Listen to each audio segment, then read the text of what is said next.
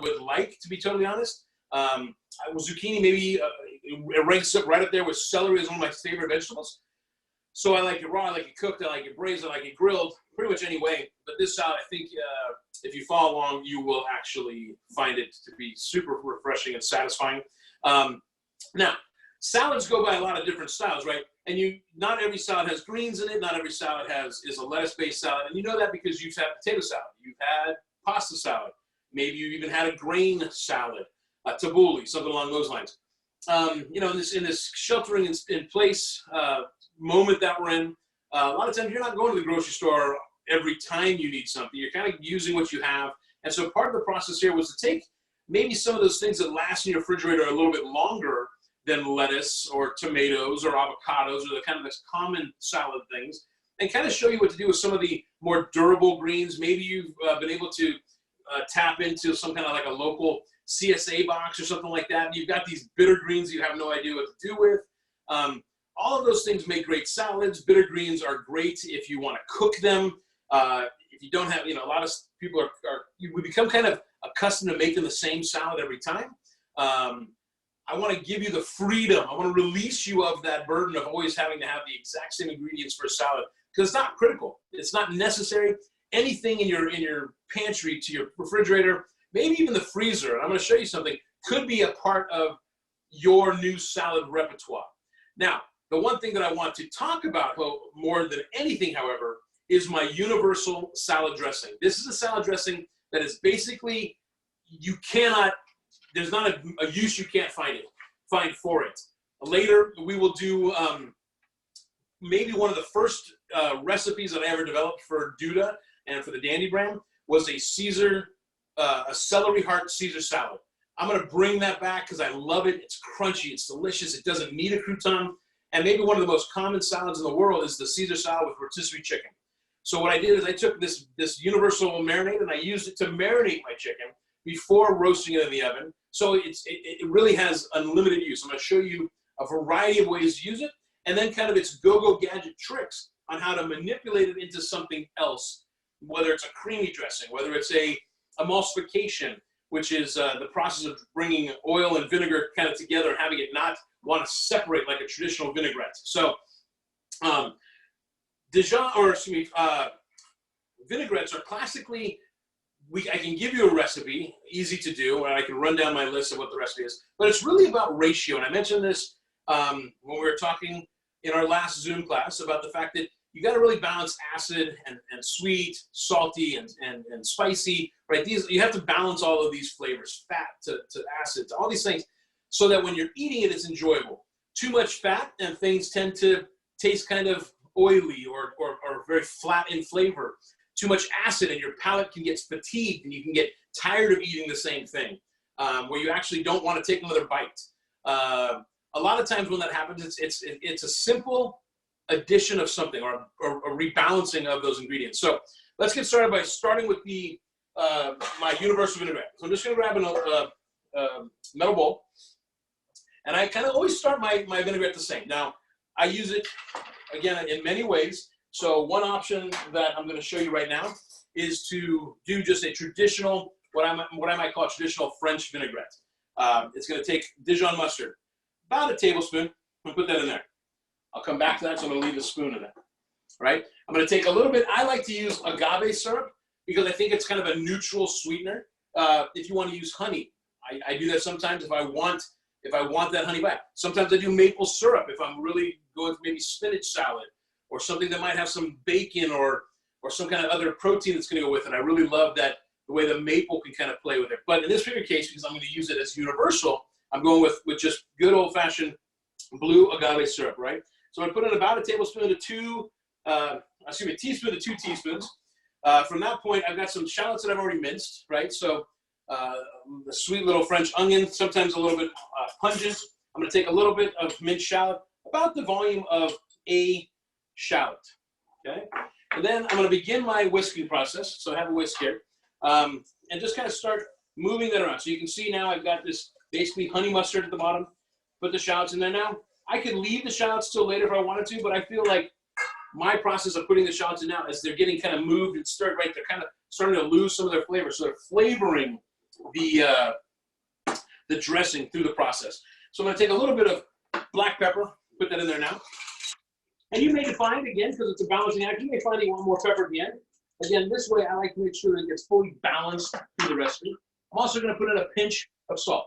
I'm going to put that in now. So starting that process there. Okay, just whisking that all around. Now here's the process if I were making emulsification. So let's say I wanted to make this a emulsified lemon vinaigrette. Now I would put in my egg yolk as well, work that into the process. We're going to do this recipe twice, so you'll see the difference in the two, because we're going to start with the base vinaigrette first. So now that I've got that in there, I'm going to put a little bit of lemon juice in there. Now, I always like to roll my lemons a little bit. We're going to only use the juice in this particular recipe. So I'll take the juice of 1/2 lemon and squeeze it in there. Right? This tool, I'm going to make sure I don't get any seeds going through it.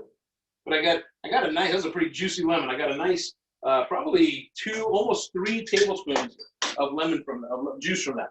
So again, going back to my whisking and kind of moving all that stuff around. So now I've got this really simple, very lemony, mustardy, a little bit sweet blend here. I'm going to take a little bit of champagne vinegar. This is where you could decide if you didn't have lemons, you could have gone lime. If you don't have champagne, one of my favorite vinaigrettes to make is actually a sherry wine vinaigrette, but it tends to have a kind of an off-putting color. I use sherry wine a lot of times kind of as a balancing act right at the end because I love the kind of barrel flavor from it. But I'm going to go with champagne vinegar for this one. So I'm going in with about 2 ounces, right? About half of the volume or so of what was in lemon. Now, if you want to use rice vinegar, that'll be another great spot to use that. So I go through, I whisk this. At this point right here, I virtually have got my vinaigrette, everything in except for my olive oil. Now, I'm going to take olive oil, and because I'm not going to really emulsify this, I'm just going to kind of put that olive oil in. And I'm not doing it in a slow, steady stream because I don't, and whisk it at the same time because that would be where I use it for an emulsification. This one, I'm going to go, I'm going about 6 ounces, right? So it's almost a 3-to-1 ratio, a 2-to-1 ratio. Consider all the acids that we put in there mixed with the versus the olive oil. So now I've got a really delicious, simple, classic vinaigrette that can become other things if I needed to, right? But this is one I'm going to use. Again, this is one I use for marinating things. The chicken I talked about earlier. If I want to take this asparagus that's sitting off to the side here, and I want to actually pull that, and I'm going to put that in the oven, and I'm going to do a roasted asparagus salad. So I'm going to take the asparagus, I'm going to lay it on this sheet pan here. Got 2 bunches. 'Tis asparagus season after all. Put that on there, kind of haphazardly. I got a hot oven below me at 400 degrees. I'm going to take a little bit of my vinaigrette. I'm just going to kind of spoon that right over my asparagus, making sure I hit the tips, because the tips are where they're going to kind of hold onto that flavor, right? It's as if I had just tossed it in just a little bit of olive oil, and I've got that on the grill now, or on the pan, excuse me. I've also, I mentioned to you, you might find ingredients for your salad in your freezer. So we happen to have some frozen peas. I'm going to take those, and I'm going to use that also in my asparagus salad. And I'm just going to throw those on there as well. I'm going to hit it with a little bit of salt and pepper.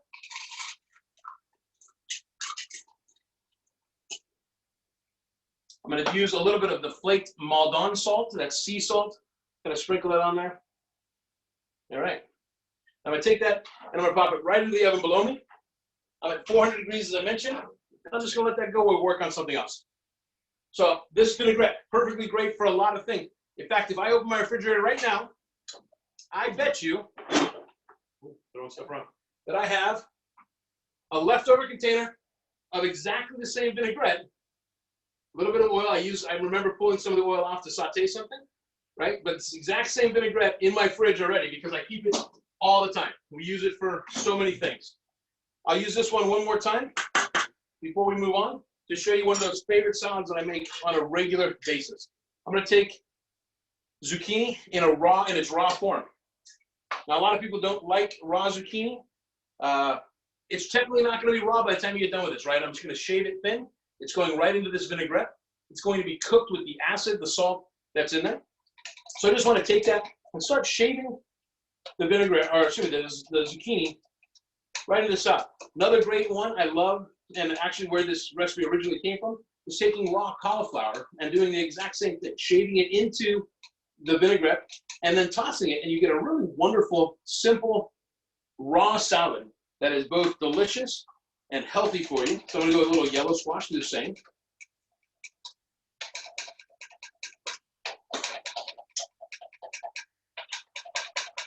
This is called a Vinegar. We talked about this in the knife skills class, right? Very sharp, very dangerous. There's a guard somewhere. I don't know where. I've lost it. I've misplaced it. But as I'm talking about it now, it knows it's telling me that I better pay attention to it, or it's going to cut my finger. So I try to get. Okay. When you're too close, we'll stop there. Now, got this salad. I've got a little bit of shaved red onion that I already did. I'm going to pop that in there as well. Just a couple of quick, cheers, a couple of quick tosses into that vinaigrette. And you can see it got beautiful color. The squash is currently a little bit stuck to itself because of the natural starches from it. I'm just going to take a second, toss it around. You can see at the bottom, it's almost absorbed the majority of the vinaigrette already. It'll start kind of sucking that flavor up. It's a wonderful salad, great, whether you're doing grilled roasted chicken, if you're doing a grilled steak, with pasta. I love this salad for so many different things, or just by itself. I had some leftover quinoa that I'm going to throw into this salad as well. Nah, not. I'm going to go with the mixture of seeds. So I love the texture that the seeds provide. So it's toasted pumpkin seeds, hemp seeds, sunflower seeds. Sorry, the camera's on there. And then some sesame seeds. I'm just going to kind of sprinkle that on there. Now, this is going to allow the salad itself for the squash, the zucchini to kind of soften, meanwhile allowing the seeds to retain a bunch of extra crunchy texture. And so I'm just going to take that, and just that quickly, probably let this sit for another 10 or so minutes, but as we serve it up, you'll see that it's a beautiful, easy to make salad that I think you will find absolutely delicious. I'll take a little bit of fresh parsley leaves, kind of tear those. A little basil in there could be good if it was by my side. I know it's right behind me. And always a little finish of, not too far maybe, of the squash. Okay, so really wonderful, delicious, simple salad. I love it. It goes with so many great things. I hope you get to try this one out. That's using the traditional vinaigrette. I'm going to quickly make another version of vinaigrette by making the emulsification. So I'm going to take an egg. I wrote on my eggs after Mother's Day. I'm going to take this egg and I'm going to separate it. I want just the yolks. So I'm going to separate that out. Right, pour this back and forth. Separate out my eggs are at room temperature, which does help them separate a little bit more easily. Okay, so just yolk into the pan. Set that off for another use. Now I'm going to begin whisking that yolk, one yolk, same base recipe, a little bit of Dijon, right? A pinch of agave, a little touch of agave. I'm going to take a little bit of those shallots, same exact recipe as I mentioned. Sans with the addition of the egg yolk, and just start whisking that together. Same thing applies here. I want to put a little lemon zest in this one, and you'll see why here shortly. I'm going to put a little zest into it to get a little more intensity of the lemon. Set that off to the side. You need that juice in there. I'm going to have about the same volume of liquid. Now, for this one, I'm going to go same champagne vinegar. Got that mixture happening there. Need my salt, need my pepper still.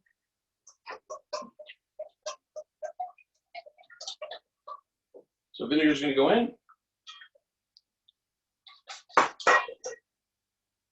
Set that there. And pinch of salt. And cracked pepper. Okay, so basic, exact same recipe, except we've added that bacon. Now by doing that, what we're going to do for ourselves, I'm going to take a towel and set it right underneath so there's a little bit of a spin on me as I'm whisking. what I'm going to do is I'm going to take this, try and prop this forward.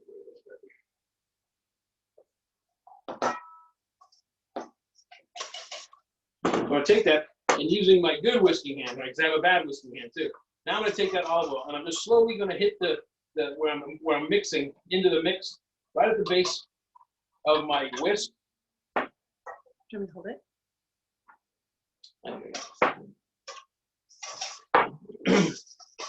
So come in and we'll just kind of slowly again add that stream.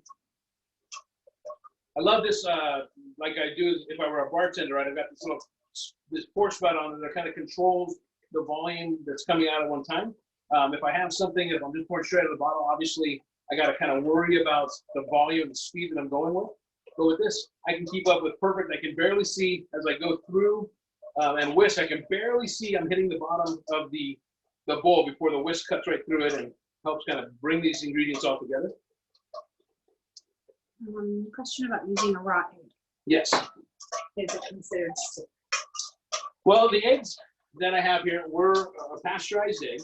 And the fact that it's coming out of an airtight seal and being used with high acid and cold ingredients is safe. This is not a dressing that I keep around for weeks, or none of my dressings stay around for weeks, but not a dressing that I keep around for days, multiple days, because of the raw egg. This is one that I make pretty much day of and use right away. So continue mixing that in. But if you are feeling in any way concerned about it, you can actually heat the olive oil a little bit and then slowly whisk that in, and you will actually cook the yolk a little. It's called coddling the yolk in a very kind of kitchen hack way. But you can see the difference now between that last vinaigrette that we did that was loose and kind of separating compared to this one that's got this beautiful creaminess to it. Now I can keep going. I can add a lot more oil to this, but you can see now that I've got this really almost thickened kind of zabayon-like egg custard version of that same vinaigrette. So I'll add a little more oil to it.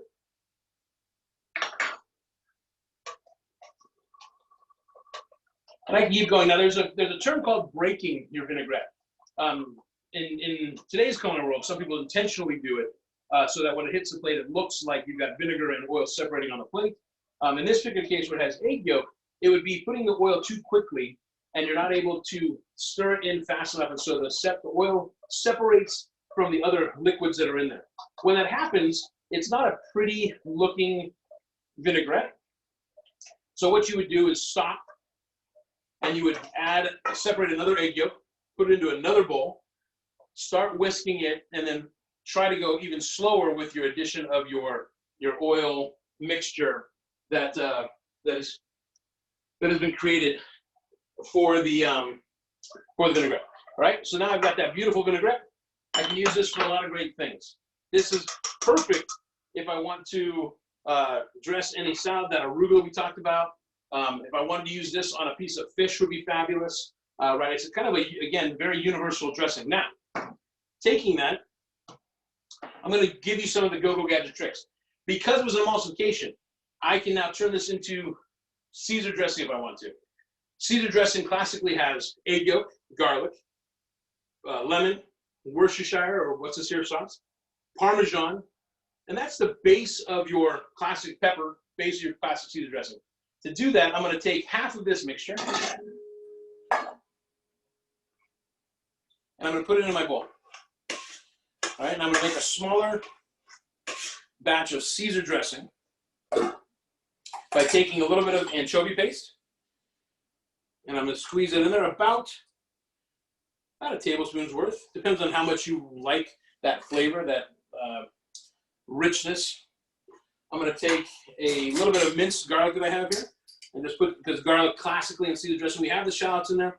We put some minced garlic in there. Same thing, kind of depends on how much intensity you would like with that. Then I've got some finely grated Parmesan. I'm going to put that in. A little bit of that Worcestershire sauce to give you that deep kind of umami and unctuousness that Caesar salad traditionally has. And I like my Caesar to have a little bit of a spice to it, so I put a few drops of hot sauce in there. A little more black pepper. And are you using olive oil or extra virgin for this? I'm using a blended oil for this.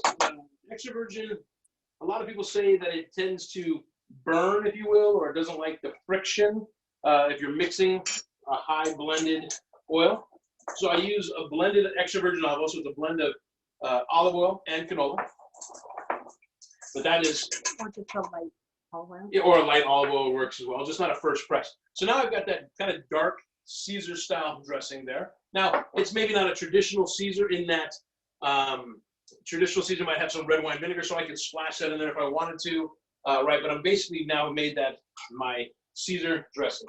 So I'm gonna take those 2 whisks, set them upside there. I'm gonna clean up my board here just a little bit.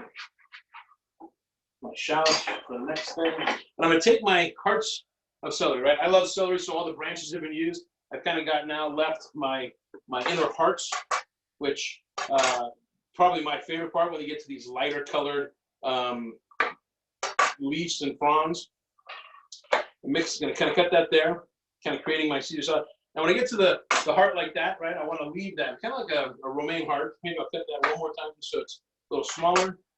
Some of these inner hearts here, I will cut these on the bias a little bit more to kind of create that the base of my salad. I'll do the same with this one, kind of. Is there any substitute for anchovy if you are not an anchovy but still want that same flavor? If you don't want anchovy because you don't do fish, perhaps, if you're trying to maybe go with more of a, I'll call it vegetarian, miso would be a great addition to it. That's something that has that kind of natural funkiness to it, that umami. If it's just that you don't have anchovies, perhaps you have a can of sardines on the shelf. Maybe somebody got that one time thinking that they were going to enjoy them and didn't, but that's sitting over there. I have one. Maybe you have a can of like smoked oysters. You could chop that up there if you like that seafood flavor. You want to have that depth. But otherwise, as I said, I think you get away with like miso or something along those lines that would give you the same kind of umami without the fish presence. And anchovy paste is where in the grocery store? Anchovy paste, you'll find it right by the, I don't know, where's that? It's kind of by the tuna, like canned tuna, canned salmon, those same smoked oysters we were just talking about, or sardines, kind of the same area there. Trick question, I guess. Thank you very much. All right, I need one more bowl here. So I'm gonna grab one more large bowl, because the first bowl I had a little too small. And I'm gonna take my hearts of celery, and I tell you again, one of my favorite salads that one of my favorite recipes ever developed for the Dandy brand was taking these hearts of celery and turning it into a Caesar salad. I've got that. I'm gonna make sure. Can you see all that? We can see your bowls. Everything on the white. Everything's good? Mm-hmm. Everything on the white. Okay. So I'm gonna take my Caesar dressing. I'm just gonna kind of pour it over. I can see those shallots. I can smell the garlic. I'm gonna toss that around. Now, I told you I marinated some chicken before I roasted it in that lemon vinaigrette, that first vinaigrette that we used on the shaved raw salad. So I've got this great salad there now. We're going to take a little bit of that roasted chicken, and I'll add it to this salad, right? I pulled that, shredded it. Most of you probably have gone through this process. We've gone through the grocery store and found rotisserie chicken, or maybe you have leftover chicken.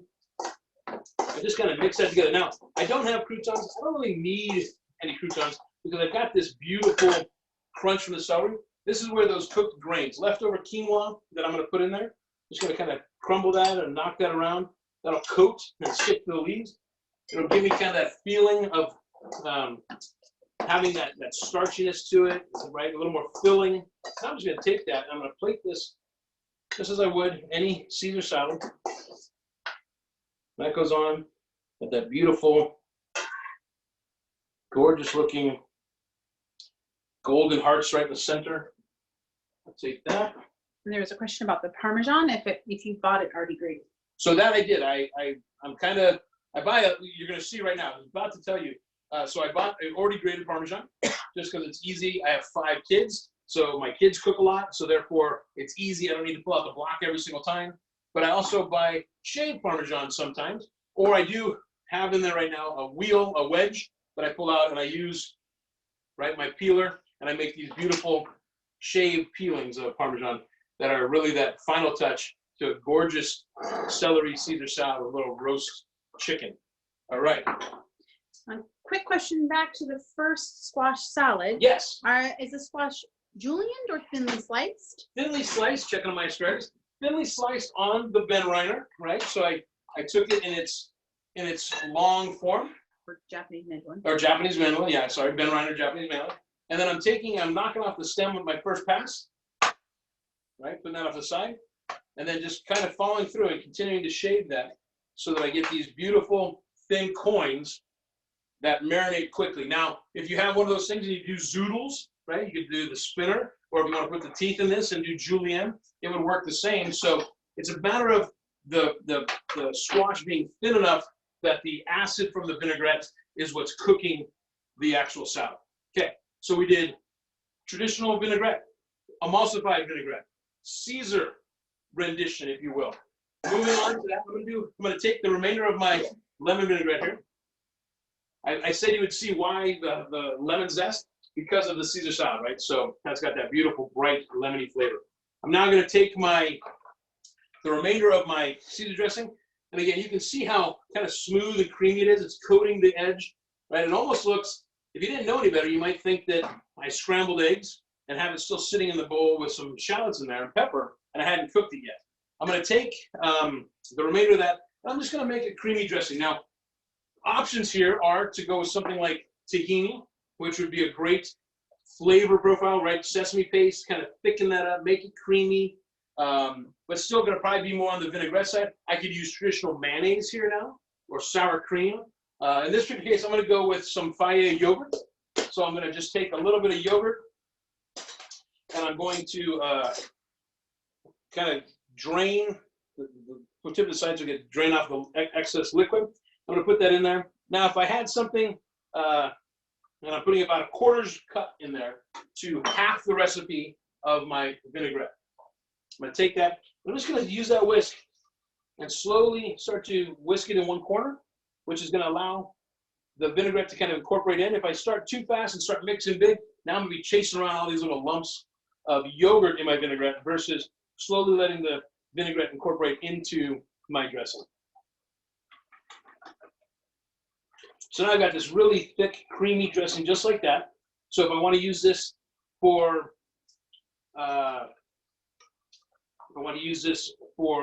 like more of a traditional wedge salad, I'd have beautiful, bright, creamy dressing. If I wanted to add a little bit of crumbled blue cheese or feta to this, if I wanted to just coat a piece of fish and bake it with this, would be magnificent. Right, a lot of versatility to this. Maybe I want to use something like this on a little bit of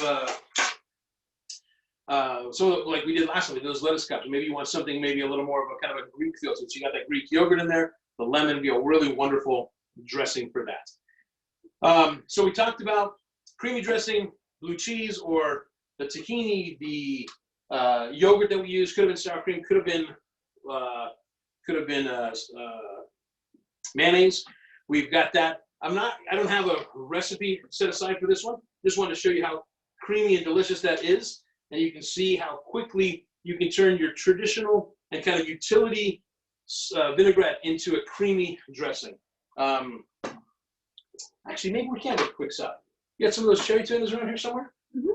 I'll take some of those cherry tomatoes. Can you quickly talk about the salt that you use, kosher versus finishing, and when you use them, and also go over a little bit of what umami is? I can, absolutely. Great question. Great question. Way to be engaged. So I use a multiple variety of salts. I love kosher salt when I'm cooking in my pasta water, in vinaigrettes like this traditionally.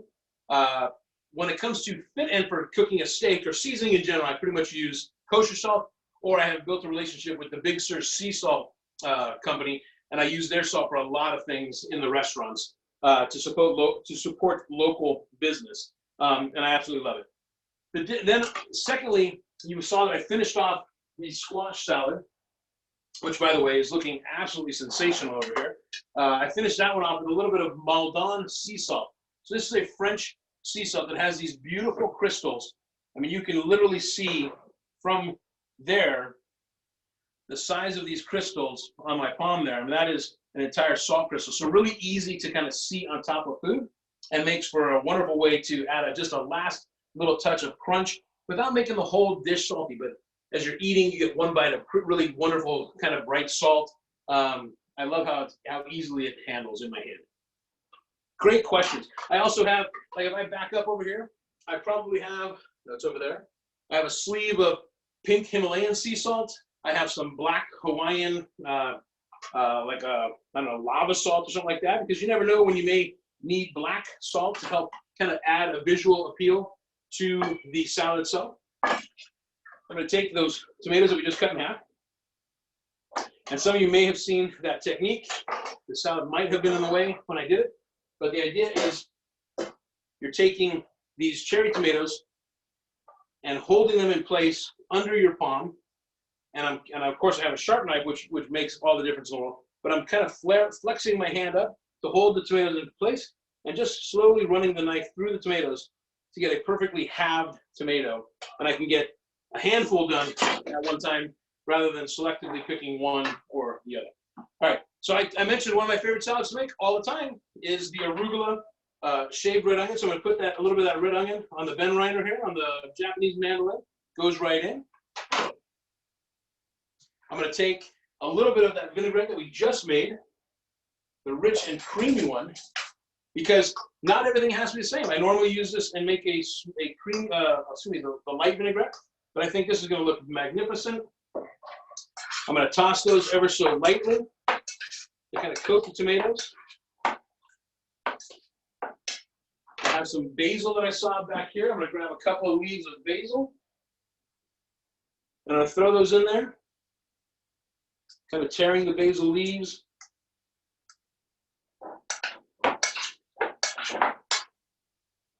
And then I'm going to take this plate, and I'm going to take that wonderful arugula that I love, like I talked about, and kind of put that down as the base. If any of you watched the Facebook Live that we did last Thursday, we're doing that again, not this coming Thursday, but the following Thursday, so it'll be every other week. But I did a similar base. I took some yogurt and used that to make a cumin yogurt that went under the secret recipe basket of ingredients. But I can put that now, and it's a gorgeous, super simple, didn't take me really any time at all to make that creamy tomato arugula salad. Oh, and then that's what that was for. Hey, Fisher, you're supposed to tell me that. So, all right, there's the third salad. Go one more salad, because out of the oven, that's what this creamy dressing is for. It's hot now. My roasted asparagus that went into that lemon vinaigrette, absolutely beautiful. Now I've got this gentle caramelization happening to the top. I've got those peas in there. So I'm just going to take that asparagus. I'm going to set it right here on this plate. That's what you were pointing at the oven for. Now I got it. All right. A couple like that. How long do these dressings last in the fridge? So these dressings will last in the fridge for probably as much as 7 days. The one with the egg yolk, I would recommend kind of consuming that as it is prepared. Here it is. Because again, you don't want to, out of your concern for the egg yolk, which is not an appropriate concern, you want to make sure you consume that one more quickly. But 7 days is the max that I would keep them in there. What will happen after that is you may not recognize that there's any kind of issue with it or problem, but what may happen is you find yourself having kind of this awkward lemon flavor, not that bright, vibrant lemon flavor. So you want to go a little bit less there. So we've got this beautiful roasted asparagus, that creamy dressing, cracked black pepper, perhaps, what do I got here? I got seeds, I got quinoa. We did quinoa already. What the hell? A little bit of quinoa in there for a little bit of crunch and texture, and it's beautiful. Maybe a little Parmesan. And there, simple, 4 super simple salads, basically all using the same dressing with a few manipulations just to make it apply to the way we want it to work. So we took our classic vinaigrette and made the shaved zucchini, yellow squash salad, a little bit of red onion, Italian parsley, and those mixture of seeds, hemp seeds, sunflower seeds, pumpkin seeds, sesame seeds, all in there. We took the emulsification and we turned that into a Caesar salad dressing by adding anchovy paste, Worcestershire, Parmesan, and garlic. We made a creamy rendition of it by adding a little bit of yogurt and then kind of creating this really creamy, light dressing. Mayonnaise would have been good, all those things, right? But it was really light and creamy and vibrant. And then that same creamy dressing, we kind of finished off the roasted asparagus that we used as a marinade to roast the asparagus, a marinade we used to roast the chicken. So really incredibly versatile and easy to get all of these out of it, right? Something to have a trick in your bag, a recipe in your bag that can be used in so many ways. Any other questions that have come up? No, all's well? All right. Well, one thought that came to mind while I was going through that is oils. Somebody asked about olive oil. We were using a blended oil or a light olive oil. Sesame oil could be an addition here if you wanted to add a little bit of a sesame flavor so you get that really, again, roasted flavor. And somebody asked about umami, so I'll touch on that in a second. Sesame oil would be a nice addition here. Avocado seed oil and grapeseed oil, also great, or nut oils, walnut oil, especially on the Caesar. Magnificent the way the nuts bring out the flavor of the celery and the roast chicken. Somebody asked about umami. Umami is one of the flavor profiles identified, kind of this total mouth satisfaction flavor. It's salty, it's sweet, it's kind of funky. It just really satisfies the palate. We know we have sweet at the tip of our tongue. We have spicy and hot and all these different flavors. We pick up salt in different places, acid in different places on our tongue. Umami is the concept of the full and complete satisfied mouth. So, and that's found a lot of times in dark roasted things. As I mentioned, the miso are things that have been allowed to ferment a little bit. Worcestershire sauce, fish sauce, right? A lot of those things give you that deep umami. Really great roasted pork will give you kind of an umami or unctuous flavor. Is there another question? Yes. How would you start a homemade ranch dressing? How would I start a homemade ranch dressing? Similar in that I would probably start with all the herbs. So parsley, a little bit of thyme, a lot of green onion is in ranch dressing. I would whisk that with my vinegar to kind of beat up the flavor and really finally mix that around. Then I would add a little bit of buttermilk. I would add some mayonnaise for fat and a little sour cream to give it the body. Lots of salt in ranch. So often when we think we make a ranch recipe at home and we taste it, it doesn't taste like store-bought ranch or restaurant ranch because we don't put as much salt when we're cooking. We think we're controlling our salt intake, so we put a lot less. Ranch, lots of salt in there. So the salt is what brings out the flavors of those other ingredients. So I make a lot of variations of ranch, basically a buttermilk dressing using all of those herbs. And I guess I said whisk, but I find it even easier technically to make it in a blender or in your Cuisinart, so you get better kind of mixture of those ingredients. You really have to kind of cut those up pretty small and really perfume all that creaminess that's there. About how long do you roast asparagus? The asparagus was in there for probably about 16 minutes, which is longer than I wanted. 12 minutes would have been ideal. You may notice I forgot about it for a moment. So about 12 minutes is perfect on the asparagus. In fact, it still looks delicious, but the reason I put the quinoa was to kind of hide some of the brown. It lost a little bit of its color sitting there for that period of time. The peas kind of overcooked as well. So 12 minutes max, maybe even 8 to 10 might be a little more ideal, depending on the size of the asparagus. All right. Well, so that's it. Thank you so much for joining me for this one of Todd Talks, the salad sensibility, right? Everything that's in your refrigerator has the opportunity to become part of a salad. Salad does not mean lettuce only. Anything and everything for the most part can be in there. Don't forget about getting your celery hearts, your dandy celery into a lot of different recipes, a lot of different salads, because it does act as a very healthy crouton, right? Croutons are loaded with carbs, loaded with fat generally, and sodium. So using celery in place of that is a wonderful way to get crunch to all of your salads. So until next time, we will see you again on Zoom on May the 21st. I was going to say, that didn't make sense. Maybe May 21st, somewhere around there. But we will see you on Instagram Live That one's on the track. That's May 21st, Instagram Live. And then Zoom will be back the 26th. All right. So we hope to see you again. Until next time, stay safe, be great, and I'll talk to you soon. Cheers.